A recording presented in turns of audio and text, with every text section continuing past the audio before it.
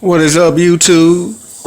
It's your boy, Prince Vince, the real truth terrorist, number 2, here to drop some more sinister verses on you. And as introspective black men of reform, we can't have the same ears as the average everyday Western male.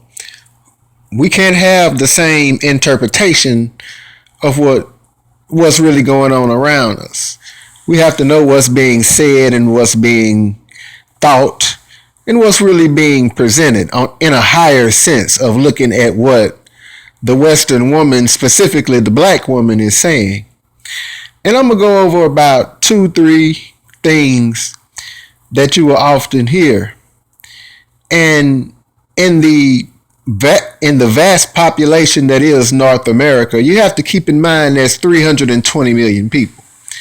So often when people talk, they reflect on their own experience as 320 million people living in vast metroplexes don't have time to get to know each other nor merge into each other's personal world. So, and you combine that with narcissism, and people will present their own life experiences when they're talking, even though they will try to make it appear as this is the entire world. For example, some Negro female, if she's attempting to make it appear that every black man in the world is with a non-black woman, she can go to the mall and see 100,000 black couples.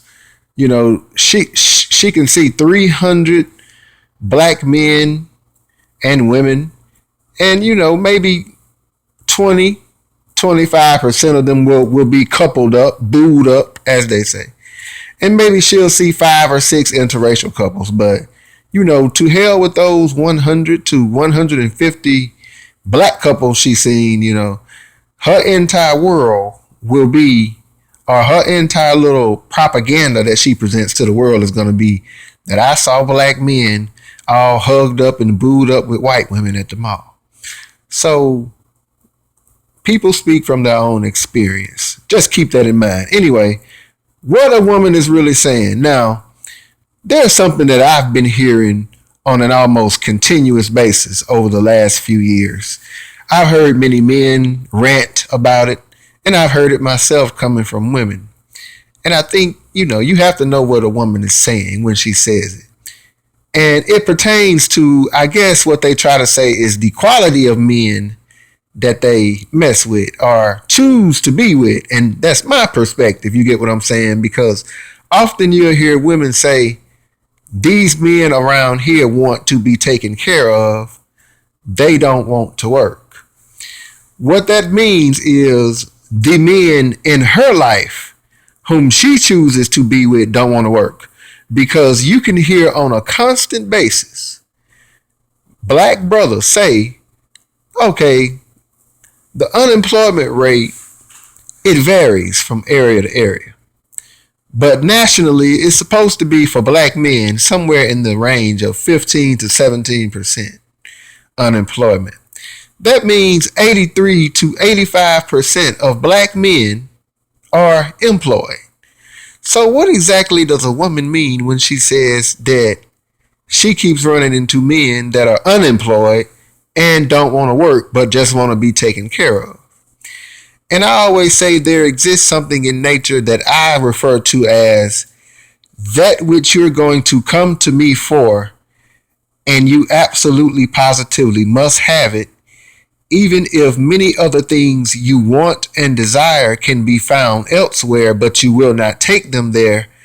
I will evolve only a little bit to become that which you desire on a higher basis, because I have that which you absolutely need but won't get from a better source.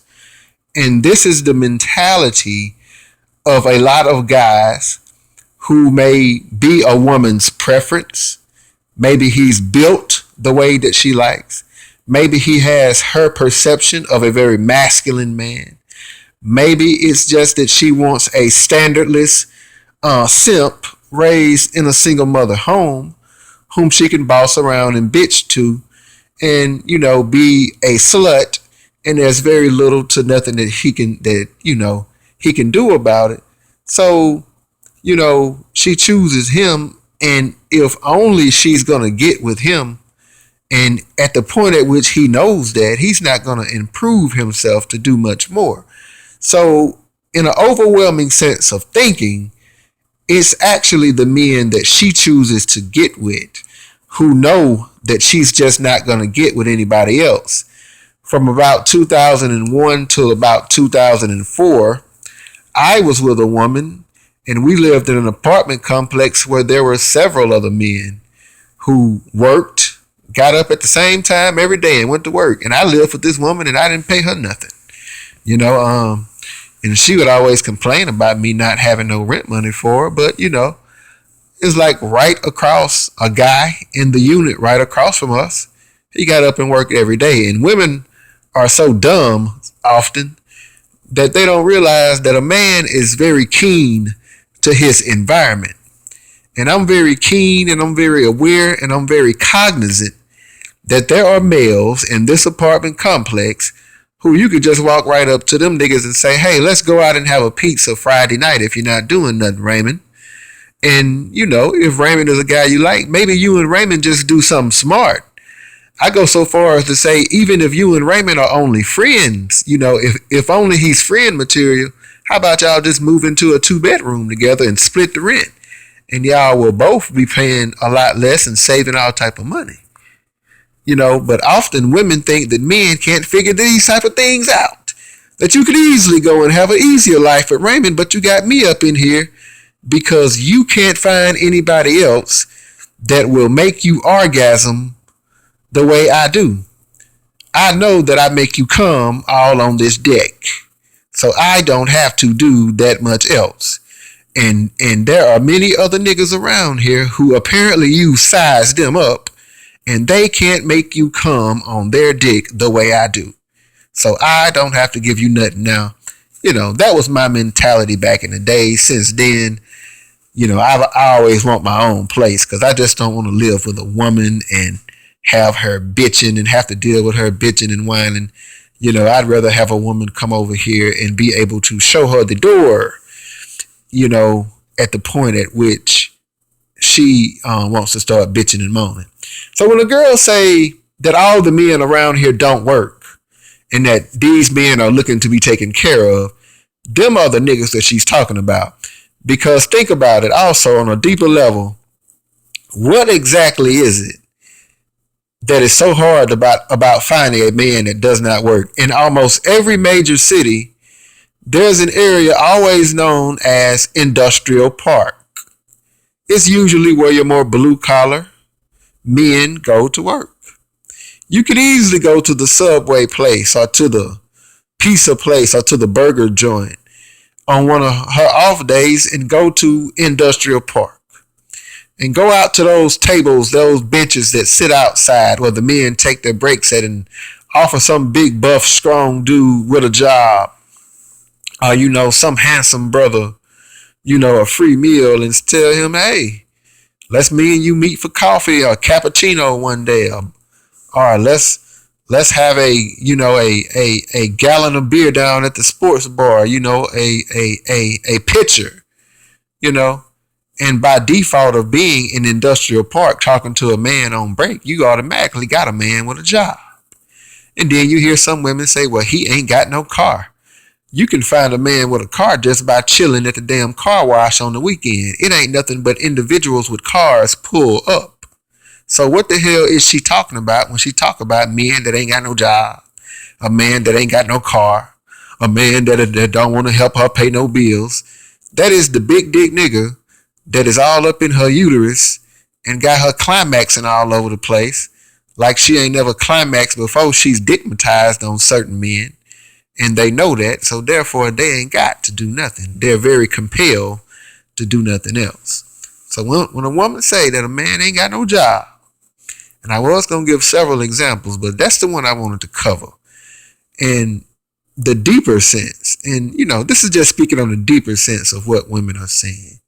because they don't speak what they're really saying. I mean, it's just like in the Negro Bedwench interracial conversation. For example, you will hear black swirlers, as they like to call themselves, assert that white men like black women more natural than black men, which is a goddamn lie. Because the black race and the white race have lived in America for over 700 goddamn years. That is more than enough time for us to be a racially ambiguous mixed race group of people living in this country, because white men done skeeted all up in black women and made all type of mulatto babies.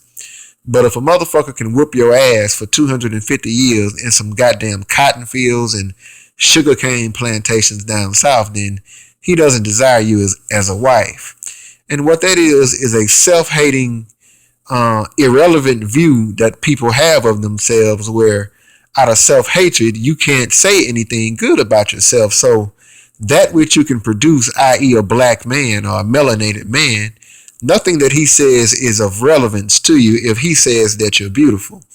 That's just a peasantly, low self-esteem, self-hating ass nigga bitch who needs somebody who she identifies as great by default of the white social construct to recognize her as a human because she feels like a little monkey. Okay? So whenever you hear some nigga bitch sit up there and talk about a white man thinks she looks better and accepts her because she's natural, that is a dumb little monkey bitch who needs to be validated by a white boy. And she needs to be validated by somebody who she feels is of a higher caste and of a higher order. She's just hiding it behind the notion of attempting to shame the very men that she creates out of her pussy, whose opinion that she doesn't care about, into some way, somehow, not being able to cover for the fact that she hates herself and nothing that they have to say matters. So that is just a self-hate nigga bitch. But for the most part, this covers what she's really saying. When you hear a black woman in North America, in the Western Hemisphere, say much of what she's saying, she's just relating to her own personal experience and her own personal life, and the fact that society cannot evolve with women who generally choose men who are less. And those men don't build and don't create anything. So, if you look at all of societies in ancient time, all the goddesses of destruction, or all the gods of destruction, are typically female. And you have to look at nothing but what Barbara refers to as the power of orgasm, and what society will become when it makes it convenient for women to orgasm a lot. It becomes a relatively dead place where nothing gets done. It stops evolving. It stops creating. It stops being innovative. It's scientific, and it's just the destructive nature of the female beast that is her sex drive. Anyway, this covers what she's really saying when the Western woman talks, the shiznit that she talks. It's your boy Vince Rashad, aka Prince Vince, the real truth terrorist number 2. Holla at your YouTube.